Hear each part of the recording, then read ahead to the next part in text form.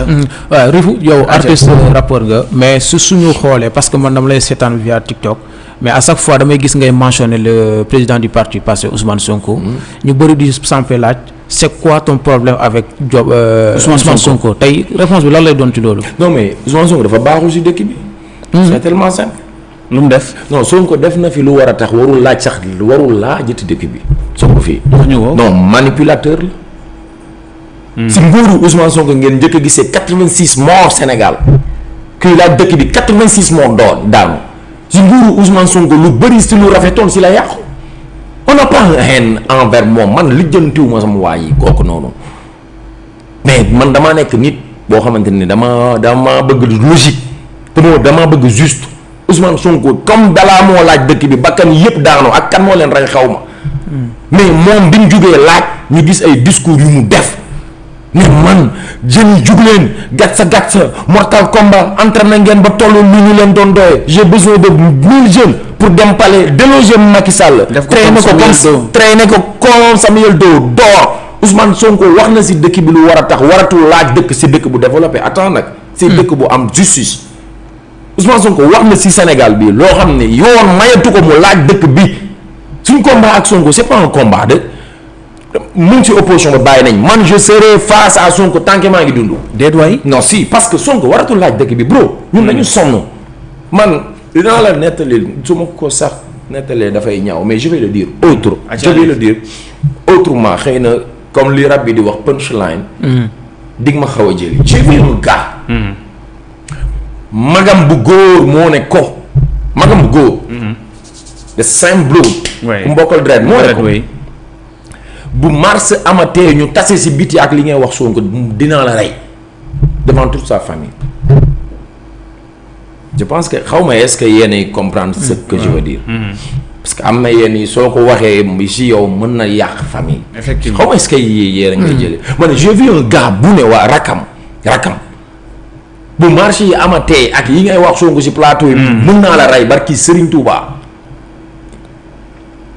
mais loolu ëpp na non léegi nag c'est ce que le gars est en train de construire au Sénégal mooy que dañoo dem ba militant passé fii opposition bi dafa mel ne y a deux républiques dans ce pays. Le président Ousmane Sonko et le président Bassirou Diomaye Diakhar Faye et que ça ne doit pas loolu warul am parce que Sonko dafa affaiblir suñu institution. yow dafa mel ni ci Diomaye nga far de. moom man Diomaye laa barki di en fait faruma si Diomaye. moom nga gën a jege donc. non mais yàlla moo ne ma jege Diomaye. xoolal lii non c'est pas possible. yàlla moo ne ma jege Diomaye xam nga pour lan xam nga yow lan li ngay wooy jege ak man li may wooy jege du benn. Diomaye def naa ay vidéo. Diomaye nga faral. voilà c'est ça léegi non musuma faral Diomaye. musuma gis benn vidéo contrairement vidéo bi ma génnee barki démb sax dama ko attaqué musuma faral Diomaye mais tey boo tegoon caraxu Diomaye ak. caraxu Sonko ban caraxu Sonko caraxu Diomaye du combat nga teg 1000 Ousmane Sonko ak caraxu Diomaye man je préfère pas caraxu Diomaye. lu tax merci beaucoup. lu tax oui lu tax mooy. Sénégal c'est un pays de la teranga. Diomaye yàgg ngeen gis ay sorties yu Diomaye mu ne même buñ joxul dëkk bi lu ñu lekk nañ leen may jàmm. dëgg la. bro ñun on connaît pas la guerre. gis nga yi xew ci dëkk bi nii yëpp ci seen politique bi est-ce que xam nga ñun yan genre politiciens lañu daan am. comme ay LD MPT ay grand parti ay PS ay PDS ay AFP.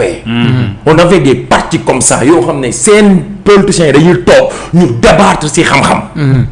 bu ñu génnee naan seen café dem ay politiciens yoo xam ne dañ daan xool seeni rakk di leen wax ak seeni militants bu leen xeex.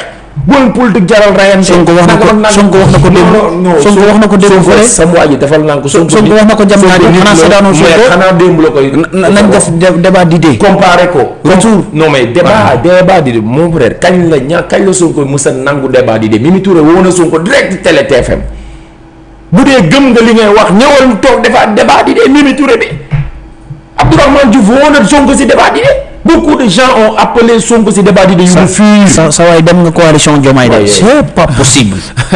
c'est dangereux nag ce que tu dis là. ah mais je n'ai jamais été si coalition Diomaye. xaw ma Diomaye dew ma Diomaye after tu me dis yaa ngi. mais actuellement le duo. je suis tout le temps aux côtés du peuple. mais problème bi mooy su problème bi tollee fii. yow mosoo gis ma ne. mais à chaque fois si non mais tu tires sur Sonko. parce que à chaque fois Sonko tiré sur Macky Sall.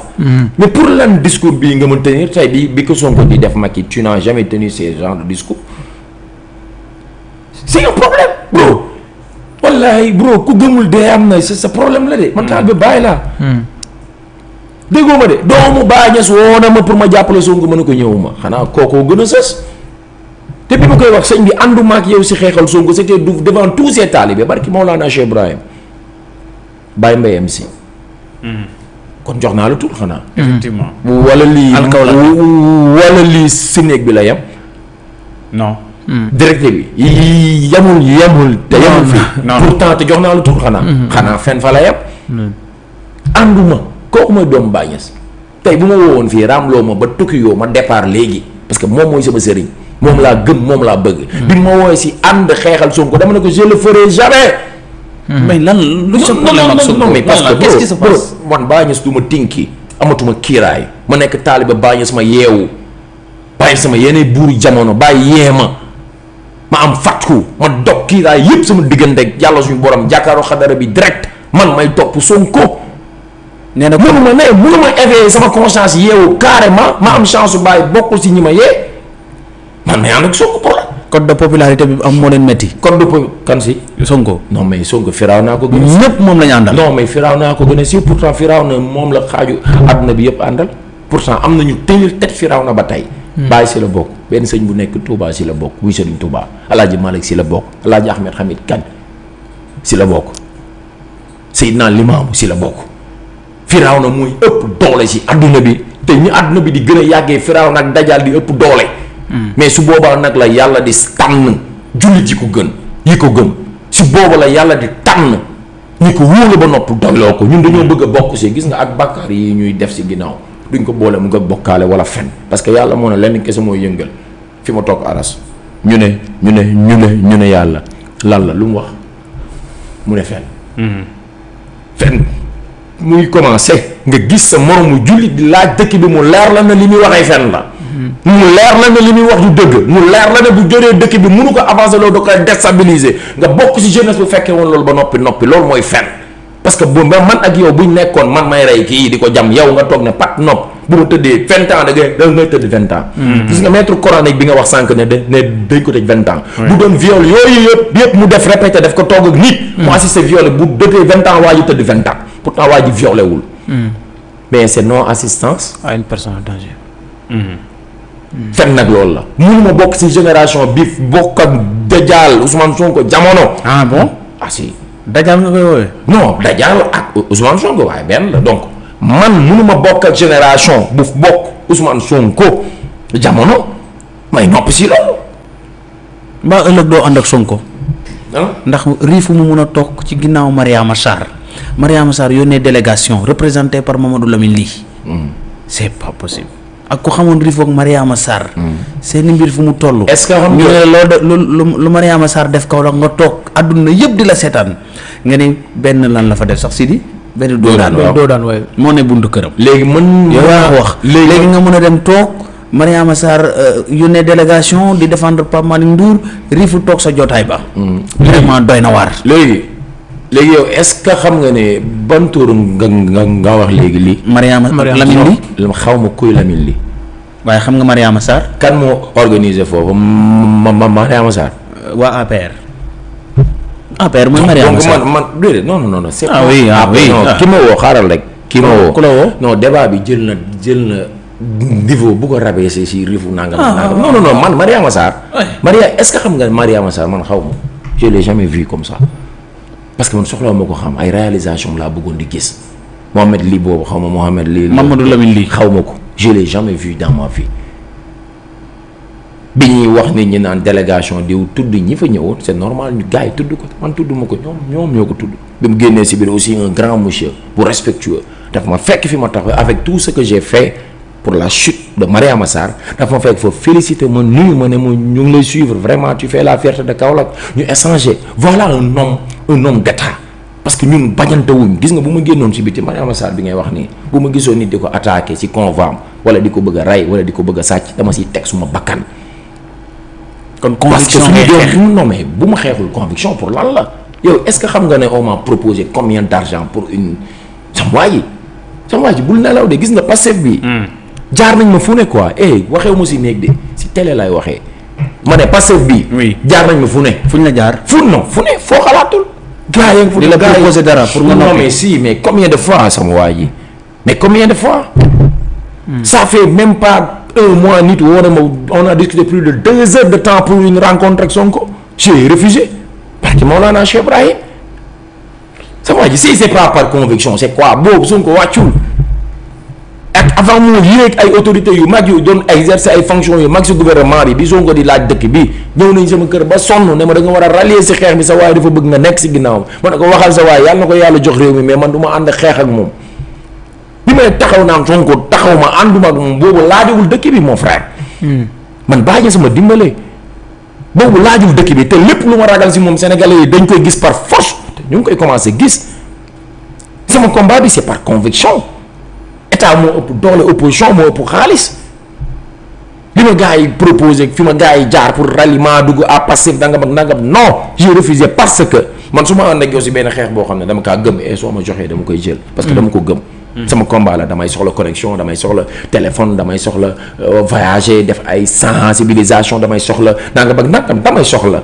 mais su ma àndul ak yow léegi nag jël bi mu ngi bonee si li olof naan guerre xam nga guerre mooy lan mooy àndul ak nit gars yi jox la nga d'accord pour ànd ak moom xaalis bro man je suis le fils d'un chevalier de l'ordre du lion état dafa yónnee sama papa oto c'est Kaolack ñu yóbbu ko ba Dakar décoré ko 3 fois biir palais présidentiel doomu kooku la kooku dafa toog ne ma heure boo ñàkkalee sa bopp fayda wala heure boo lekkee ger wala heure bu ñu la geree nga jël du ma sorenteeg yow man doomu kooku la sama waa ji mën naa tàngu xol mën naa wax ay wax mais bàyyi du ma yàq nit ndax dama encaissé gis nga tey bu dee benn combat bi may combat Macky Sall dama ko gis mu taxaw si wala Mariama Sarr ma gis ko mu taxaw si wala ku mu mën a doon ma gis ko mu taxaw si même combat bi ak man sama xarit la sama xarit la ba nga duggee palais au temps de Macky Sall nga changé.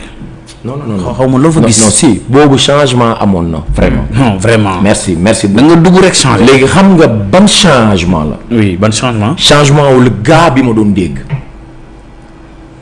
gaañ bi ma doon dégg mooy Macky. biñ ñu jaayoon bi ñu xamoon ñun mooy yàkki Macky raykatu nit bi oui. Macky dëmm bi waaw. Macky violeur bi Macky trafiquant de personnalité bi Macky Sall mu bon bi Macky bu iñaan bi Macky lépp est-ce que man bi may gisee Macky yaakaaroon naa ne bu ma gisee président bi dafay naaw ah bon. barki Maolana Cheikh Ibrahim bro lu taxoon loolu. je te mens pas Saloum la damaa takk fii ba fii ay xonjom. non man sama gars yi dañ ma woo may ñëw man bokkuma si ñu war a wax dañ ma wax ne ma bu ñu demee palais gars yi dañoo war a wax mais yow bul wax waroo wax on m'a déjà alerté ne ma doo wax yow doo wax ma ne ok du ma wax parce que su ma waxoon ne damay wax duñ ma yóbbu et que man je voulais dem toog foofu noonu ak Macky Sall wax li ma war a wax tu comprends donc l'affaire yi demee bi ma duggee palais ma gis waa ji contraire ak ki ñu ma doon wax nga gis waa ji Sall bu baax. non pas bu baax faut préciser bés boobu gis nga vidéo bi dama ne jour boobu oui. olof dafa sew moo tax ngeen war di déglu bu baax baat olof yi aywa. Babacar ni mu mel non ak di gars yi doon wax dafa différent bokkul ak Babacar bis boobu li ma wan ak li gars yi di wax du benn effectivement maa ngi àtte si jour boobu ni ma ko fekkee j'ai pas dit Macky Sall dafa baax dafa gore ba tey waxuma si loolu si moom la dama ne waaye ñu ne Abou Soufiane dañ ko yónni woon mu war a rencontrer yonent bi ak yéeféer yi moom la ñu yónni woon mu war ko rencontrer bi mu demee rencontrer yonent bi sallallahu alayhi wa sallam liñ ko waxoon si Muhammad yépp gën di mbindeef rasul bi mu demee gisu ko bi mu génnee dana yonent dane ñu ko yónni woon man de li ngeen ma doon wax ak ki ma gis du benn te loolu yéeféer moo ko seedal jullit oui. li ngeen ma doon wax si yonent bi ay woykat laak fecckat laak amul tarixaak nangam ak nangam yàlla yónniwu ko gisuma loolu damaa gis koo xamante ne nii li muy tari du wëy alxuraan la te gëm naa ne yàlla moo ko yónni ndax li ngeen ma doon wax ak li ma gëm ak li ma gis du benn sama waa ji bul fàtte Cheikh Ahmad Bamba Xaadim Rasul Buur Siin moo ko seedal Buur Siin ceddo la woon ay caddo ñoo seedeel ay jullit Buur Sine Coumba Ndoffène moo seedeel Serigne Touba moo ko seedeel si tubaab bi. donc ñun pourquoi ne pas ñun étant des musulmans. oui parce que politique du bañante de. bi ñuy xeex ak Macky boobu dañ ñoo jaayoon Macky bi gars yi bëggoon ñu gis ko ñun dañ ñoo tegoon ay xaw ma nu ko tubaab di waxee lu wet xaw ma genre. dañoo muuroon suñu bët yi. non dañu muuroon suñu bët yi mooy ñun amuñu droit xool nii dañoo am droit jàkkaarloog waa ji nii. esprit figé. oui. ca waay attention li may wax c'est dangereux. mooy que jeunesse bi dañu leen manipuler woon ba mu yegg à ce stade mooy du ñu déggati Macky bu feeñaantelee sax duñ ko dégg li muy wax dañuy zappe. looloo waral vidéo réalisation Macky yi génn ñëpp téye seen bopp yi. mais lii kañ la ko Macky Sall réalisé kañ la Macky def lii yëpp kañ la Macky tabax yii kañ la Macky jënd lii kañ la Macky def lii bi Macky Sall wàccee le Sénégal di soog a xam li fi Macky Sall liggéey commençant si man mi. parce que man fu ne laa ko xeex seen kanam. effectivement di ma ko nuyee Palais. xam nga lan la mu njëkk a wax. Macky Sall dina seetaan vidéo bi. il faut l'ami de Mariama Sarr. regret ma ne ko maa ko wàccee de te koo fa tegaati day wàcc. loolu nga ko wax. asuma doo ma bàyyi yow loolu moo la amoor gën a ko wax nga naan. koo fa tegaat day bàyyi. mu nuyu ma romb bi ñu toogee ba débat bi war a dem si moom laa këf micro bi soog ko nag. ne ko. jokkar bi wax ko. na ma ko wax ko si la ma tafaa wax ko micro ma ne ko non soo ma waxatee waaw devant le président de la République bu ma wax parce que vous pouvez pas m'interdire de dire ce que je pense. mënu ma toog si rajo ak si télé yi. di attaquer Macky Sall toog ak Macky Sall ngeen ne li ma ko doon wax du ma ko wax direct je vais lui dire ça en face historiquement fieral xam nga pour lan. sa doomu dëkk moo njëkk a def loolu du man maa ko wax Macky Sall moo ne nit musul dugg palais def jàlloore biir yi fu def fii palais. historiquement man maa def loolu. xam nga lu koy confirmer ku dugg palais say vidéo génn na. sauf Rifu mosoo gis ku dugg palais génn te vidéo am génnul. man dañoo wax ne nañ dagg vidéo parce que sénégalais yi waruñu ko déglu dafa ëpp dama doon wax ak président di ko joxoñ ñi naan ko yow. xam nga loolu du yoon. kon dafa. pourtant le gars dafa accepté.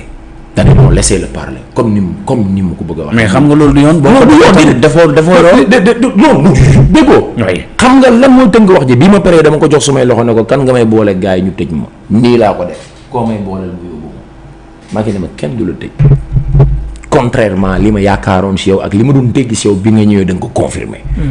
bro oui Macky c'est un homme d'état. boo xam ne Sénégal daf ñu réer. maa ngi koy wax comparé ak Sonko. non Sonko c'est pas un homme d'état Sonko c'est un homme détail. détail. détail mooy. détail c'est un homme détail. wax dafa bëgg détail. Macky c'est un homme détail est-ce que mës nga dégg Macky si ay wax yu sew. noo gisee Diomaye Faye jamono ji nag ni mu yoree réew mi. Diomaye kenn gisewu ko nen parce que yoragul réew mi semaine la fa Sonko bàyyi. xay non si. lay wax nii non si semaine la fa Sonko bàyyi Sonko Diomaye yorul réew mi mu ngi soog a commencé semaine la fa Sonko bàyyi Diomaye nag ñu koy xaar si ay preuves parce que dese na ko 2 ans pas 3 ans benn at bi yëpp élection la africain yi ya mel noonu mais dese na 2 ans Diomaye mais donc je pense que. bu amee équipe bu baax bi mu war a am bu ànd ak ñi mu war a àndal. mu nekkee gaynde décider exécuter comme son nom l'indique l'exécutif ñu exécuter mu ànd ak de bons gars ay nit yu am mind yu am bopp yu am xam-xam yu mën a doxal dëkk bi Diomaye mu ànd ak ñoom Sénégal du mës a wàcc parce que bro am nañu ressource boobu Diomaye lenn rek laa koy conseiller mu jël politique bi Sonko defoon mooy commencer si yow waroon naa fi voyager dem Paris ma laajte benn attestation ci gouvernement Sonko ki toogoon ministère boobu militant Sonko la attestation sama droit la. ñu bind ma il faut attester artiste rappeur boo sénégalais xam nga loolu force la. bi ma jaaree si benn directrice wax ko directrice bi ne ma non du man maa koy def diw moo koy def mais bàyyi ma woo la ko bi directrice bi wooyee waa ji nekk ko rifu la waa ji dana ko non je peux pas le faire loolu la ñu doon dund. déposé nañ ay financement yu ma am droit man comme FDSU on l'a rejeté ndax je suis anti Sonko dégg nga fi yow ay vidéo ay nit ay ministre di wax ne parce que déposé leen gaaw seen projet ñu financé leen la république tournait autour de Pastef la république tournait autour de prêter allégeance Ousmane Sonko oui wala chuter mooy da ngay d'accord nga nekk ci gaal gi ànd ak ñun lu ñu wax nga ne waaw wala ñu tëmbale si ndox mi mais yow tam waroo toog fii di xas Sonko rek. non mais est-ce que mu yor nga affaire yi xam nga ne. say mbir du neex. non mais bu dee Sonko li mu doxal du dëgg du yoon bu dee Sonko tegu ko si axe ñaar moo am bro. sa poche wala poche yàlla man je préfère dugal si poche yàlla parce que sama poche ceeb laa si jënd kër oto takk si jabar ak bichon bi may ñëw fii dama gaare oto Jakarta laa wàccee pourtant maa ngi ak oto am na utilité am na détail yoo xam ne si àdduna tënku ma. jeune bu toll ne man am possibilité yi ma am. xeex ba combat bi toll bañ ne bokk nga si juróomi nit yi gën a mag Sénégal yu tenir tête état bi sama waa ji man je vaux de l'or man ay millions lay peser. te musuma ko jaay. mais le duo Sonko Diomaye est devenu maintenant duel est-ce que jàpp na loolu c'est un avantage pour la population sénégalaise. c'est un avantage. ah bon si xam nga pour lan. non non Rifu non Rifu mënoo toog xam nga 5 Sénégalais yi voté le duo Sonko Diomaye à 54% rupture am nga bëgg a toog tàccu quoi. non si xam nga pour lan c'est un avantage Babs. lu tax oui. fenn kese lay nekkee avantage moo cousin Sankaré. xam nga fan la. bu Diomaye xamee li mu war a def. mais bu xamul lu mu war a def mooy bu toppee Sonko si détails Sonko bu ree mu tiit. bu wootee congrès wala assemblée wala concert am yi mu koy suivre di bàyyi xel booy si TikTok bi non du avantage. Diomaye doit tourner le dos à Ousmane Sonko et de ses confrères ak ñi ànd ak moom. xam nga pour lan. non si xaaral rek ma ñëw Sonko c'est un toxique dans le gouvernement ñi ànd ak Sonko amuñ sax dund amuñu papa amuñu yaay amuñu logique amuñu xalaat amuñu dara xam nga lan mooy seen mission si kaw suuf. mooy. comme saxaaba yi toppal yonent bi sallallahu alayhi wa sallam propager l'islam te ñooñu liñ ko toppee ak li gars yi toppee Sonko dafa extraordinaire ñi ànd ak Sonko ay kilifa laa gis yu gën a jàng Sonko gën ko yeewu gën ko xam àdduna gën a mën a doxal dëkk bi laa gis ñu jël seen xel ak seen bët dugal ko si bëtu Sonko xelu Sonko nekk ko toogal foofu la faiblesse commencé. Diomaye bu xamee dëkk bi fi mu toll enjeu bi mu ngi soog a neex si moom. maintenant Diomaye doit appliquer la rigueur. Diomaye doit décider. Diomaye doit régler le pays mooy li mu war a def mu def ko. ñi mu war a éjecté door mu éjecté leen door mais ñi mu war a copte woo leen pour liggéey mu copte leen woo leen. man yàggul dara proposé naa Diomaye def naa point de presse donc du man mais xam naa ne bi ma defee point de presse attaqué état bi Diomaye bii ne ko c'est anormal Kaolack amul ministre.